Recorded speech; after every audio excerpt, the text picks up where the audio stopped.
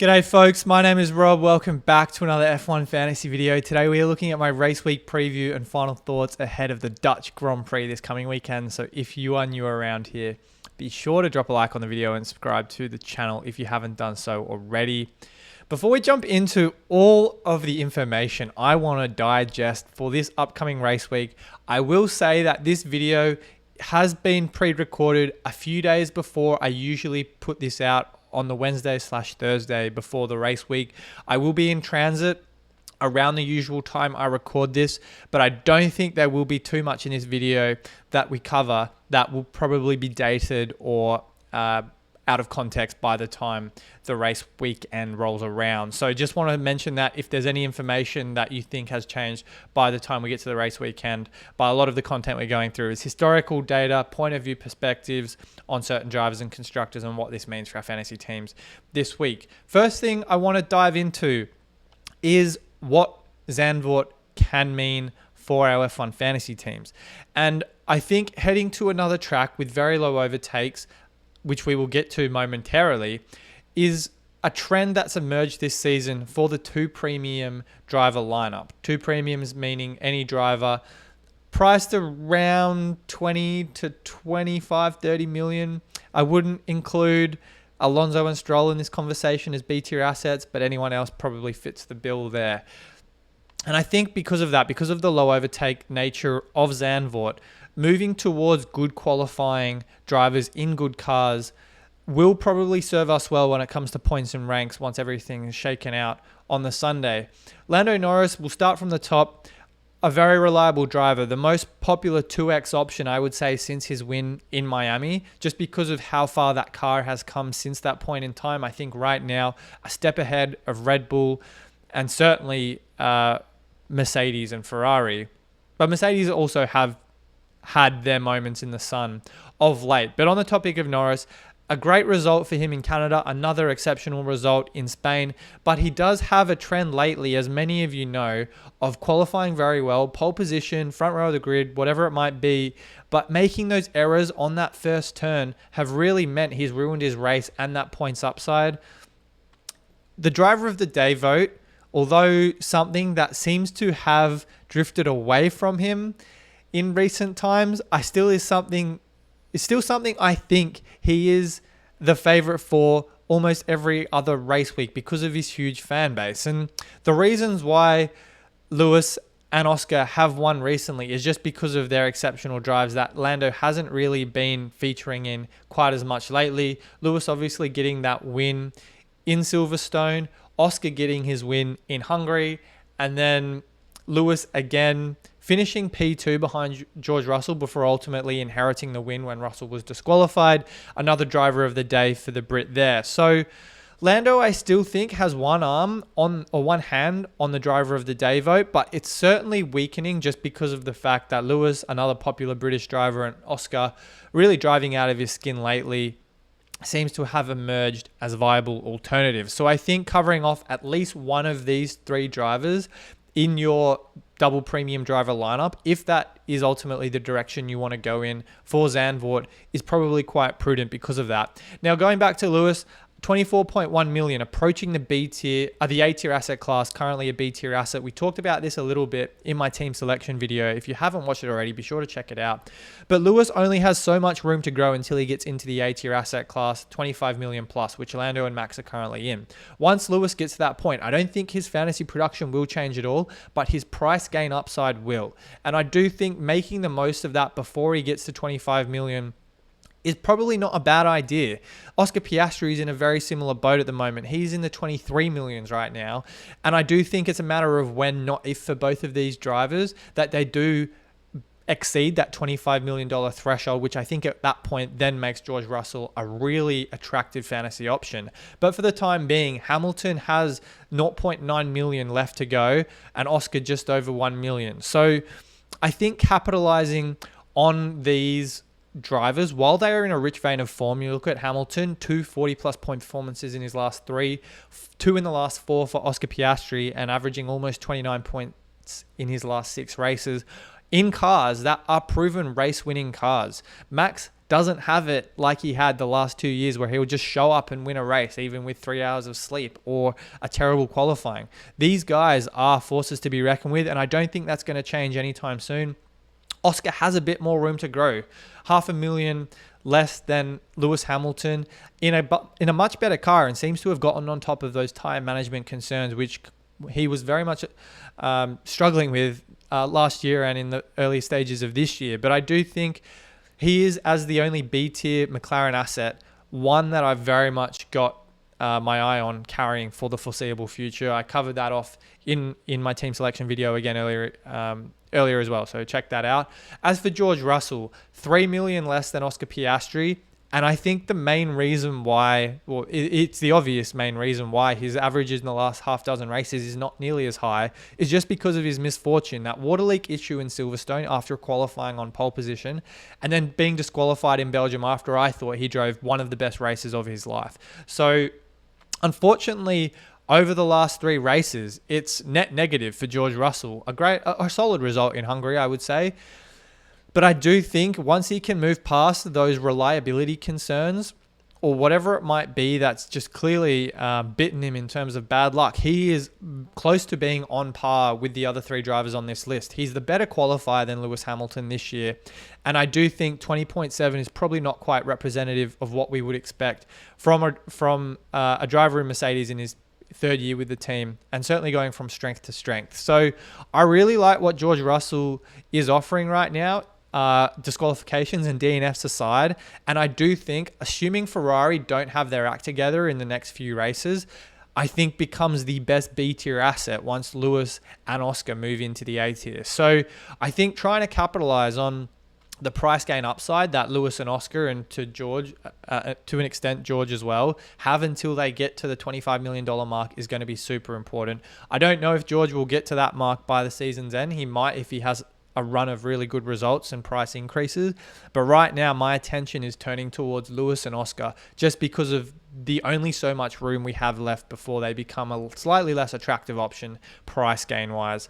I do think though, speaking of price gain, before we get into overtakes, it probably will be less of a focus for our teams in the last few races or so, when we are focusing our attention more towards the 3X chip, if you haven't used that already. So as I mentioned before, Zandvoort, a very low overtake track. And 2023, a huge outlier because of the weather. It is expected in the forecast at the time of recording, this is over a week away from the Grand Prix weekend, so the forecast may well change. But we saw last year a huge bout of wet weather on the Sunday. Overtakes were flowing thick and fast. It was a field day for C-tier asset drivers, and just about every driver that didn't lose a bunch of positions or not finish the race had double-digit points. I don't think, unless we see a deluge of rain like we saw in Canada, and the likes of Magnussen and Hülkenberg just cleaning up in the overtake department, anything close to that record-breaking 240 overtakes we saw in 2023. And I do very much expect that it would be closer to what we've seen the 2 years preceding that. 23 overtakes in 22 and 24 overtakes in 21, according to Reddit. The other 2 years are from F1 Fantasy Tools. I do think it's probably going to be, again, between 20 to 30 overtakes, assuming a dry race. And if that is the case, just another argument in favor of the 2 premium driver lineup and a combination of those drivers we just talked about. So something to keep in mind, if the rain forecast holds true, which currently looks to be the case, then maybe rolling back some of those C-tier drivers and 1 premium 2X driver could be a play. But right now, very much leaning towards 2 premium drivers at a low overtake track. And we saw that worked very effectively at Monaco, again at Budapest. And I think Zandvoort's probably been overlooked a little bit at this point in time for how low the history of overtakes is at that circuit. So something to keep in mind. And I definitely think it will be a huge factor heading into the race weekend, assuming it's dry weather. On power rankings, I think there's been a few changes on the leaderboard. Again, this is my opinion. You might have certain drivers above or below what we currently have. And Norris and Verstappen currently unchanged in the A-tier price bracket. I don't think there's much separating the two. The only reason I've got Norris ahead of Max is because of his slightly more affordable price point, and the fact that McLaren as well, I think, is a much better car than the Red Bull currently. I've got Oscar soaring up the list because of his recent form. I think it's pretty close between him and Hamilton, to be completely honest with you. And Piastri, one of only 2 drivers on the grid this year to have completed every lap. Alonso, the other one, but Alonso is a non-factor in F1 Fantasy, as we all know. So really liking that consistency from Oscar Piastri. Hamilton, I'd say it's pretty even between the two, just because of how they've looked over the last 4 to 6 races. Hamilton's Mercedes, though, I just don't know if it's quite at the level that the McLaren is right now, but he is a class driver, and we've seen it time and time again this season. He's been able to deliver on weekends where you just don't expect Mercedes are going to be a factor. And I've got Russell slightly down below those two, but only because of the fact that even though he does have a much better qualifying result against his teammate, I don't think consistency over a full race weekend is quite there with Lewis Hamilton. The price point for Russell is slightly more favorable, but I do think his ceiling is also slightly lower. So if you're looking to enable a team with not Sauber or Williams drivers, I think I really like Russell for that reason, but we'll get into that a little more in my final thoughts on my team selection. Ferrari, Perez, Aston Martin probably wouldn't entertain right now. We've seen Ferrari have glimpses of performance in free practice the last few weekends, but haven't really shown too much on race day. Charles Leclerc obviously securing pole after Max Verstappen took that grid penalty in Spa, dropped a few places, but obviously ultimately finished on the podium when Russell disqualified. So a qualifying masterclass of sorts from Charles Leclerc. Moving into the C tier, K-Mag. I don't know what this guy eats for breakfast, but he is on another level this season. And F1 fantasy wise, there isn't really anyone else, maybe Lewis Hamilton, the only exception there, that's had the same level of performance increase consistency. K-Mag is 5.6 millions up from his starting price at the start of the season. He's on a streak of 4 races in a row of $0.5 million increases. And just when I think this particular or a particular race weekend is not in his wheelhouse, I look at Budapest, for example, a track that doesn't really reward a lot of overtakes, $0.5 million increase there. Maybe something similar again in the Netherlands where he just doesn't qualify that well and then eats up overtakes the positions gained. So I am not going to shoot K-Mag down at all this weekend. I think his stock is soaring and has continued to do so this season. Another driver that seems to have flown under the radar a little bit is Daniel Ricciardo. He's had 5 $0.5 million increases in his last 6 races. So a huge run of form for him. I think fantasy-wise, not probably the results that we've been seeing from him or that you'd come to expect from him. Certainly given that his price tag, 11.3 million, probably isn't quite as much value as K-Mag, as maybe an Alpine driver, maybe even Yuki Tsunoda. But the fact that Ricciardo is delivering is obviously a great sign for his owners, the few engaged strategists that they might be. VCARB just get to tracks, and I'm just not sure what to expect. The simulations have them very low, but he seems to obviously mop up the points. Well, I wouldn't say mop up the points. The guy's had 9, 7, 10, 6, 1, and 8 in his last 6 races. So not exactly scores that you'd be looking at and going, this guy is on fire right now. I don't really see anything. 1 double-digit performance in his last, well, not since Miami. So I'm not looking at Ricciardo and going, wow, he's a must-own. But he's clearly gaining prices where others aren't. And that's obviously becoming a huge plus for the people that are taking a risk on Daniel Ricciardo. So I really like him as a differential.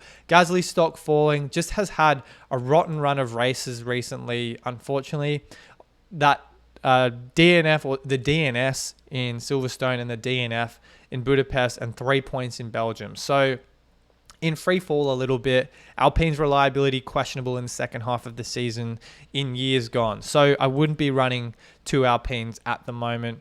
But yeah, that's kind of where I see it. And then Sargent Bottas, Zhou, all pretty equitable in terms of where I see them standing Sargent's price just a bit more favorable when you're needing to enable a premium driver lineup. Heading on to the weather. As I mentioned before, a little bit of rain in the forecast, but this is over a week at the time of recording from the Grand Prix just because of the things I mentioned at the start of the video for when I record it. But I do think unless this changes suddenly between now and the race weekend, rain could spring a few surprises. As I mentioned, overtakes were insane last year. I don't know if we're going to see 240 at Zandvoort, but if we do see a bit of rain, you probably want to eye off some midfield teams that are going to make moves. And if we see an overtaking masterclass in the wet, like we saw with Haas in Canada, then having a couple of good C-tier drivers that can make overtakes are probably worth having in your bag. But Friday and Saturday, boring in terms of weather. Don't think we're going to see any drastic surprises on track. But I do think, there could be the odd surprise from Ferrari or one of the midfield teams that you just don't expect week to week. But otherwise, Sunday, I've got one eye on, but that forecast again may change between now and the race weekend. I'll be updating that on my Twitter. So give me a follow over there and check my updates if you haven't done so already. And then moving into my team and chip strategy.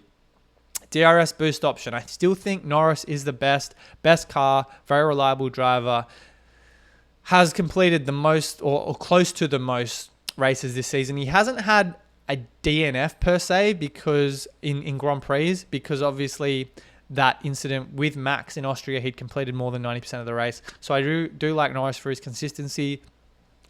But Hamilton, Piastri, very consistent and reliable differentials there. And I'll certainly be having my 2X on one of these three drivers this weekend.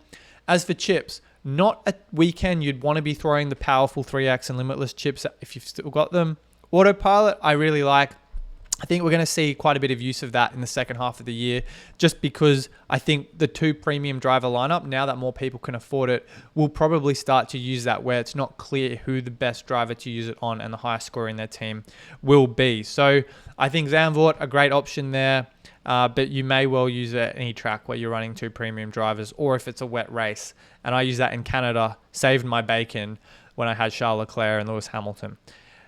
Wildcard, I think, could also be viable first week after the mid-season break. And the reason I say that is a lot of people ran 4 reliable C-tier drivers and a Max Verstappen or a Lewis Hamilton or a Lando Norris as their 2X. And if you want to move to the 2 premium driver lineup, you're probably going to be taking -10, -20.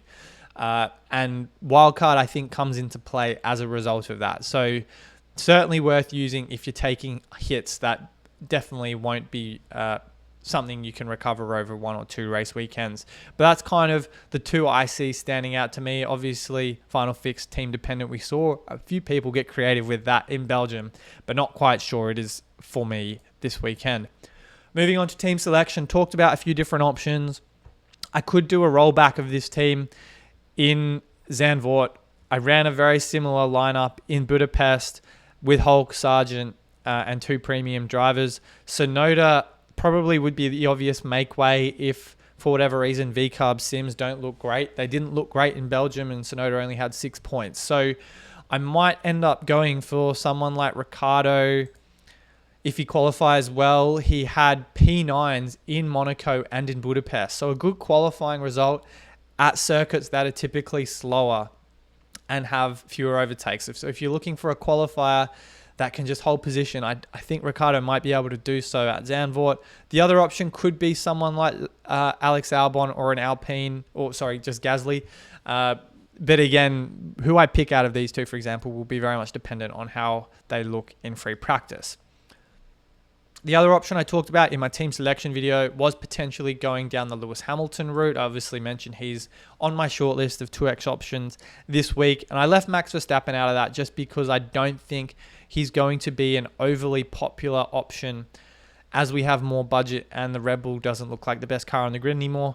Going to a home Grand Prix though, he's got a great record there, but for me, not quite someone I want to eye off. So that would leave me with the likes of Valtteri Bottas or Zhou. If you can get to an Alex Albon instead of a Sauber, I'd highly recommend that per my power rankings. But I do think that could be a logical approach for me there. And then the other approach would require -10, which would be Norris for my team anyway, and 2 Saubers. So not overly ecstatic about that just because of how little price gain you can achieve and an A-tier asset in Lando Norris. So probably won't be going down that route unless McLaren look 1-2 throughout all 3 practice sessions. Now, I alluded to this in my team selection video, that Ferrari might be an option. I don't know necessarily if they are quite for me. I'd need to see more sustained, consistent results from them before I give them serious thought. But Charles Leclerc could be on the radar. It would, again, mean having to get in a Sauber driver.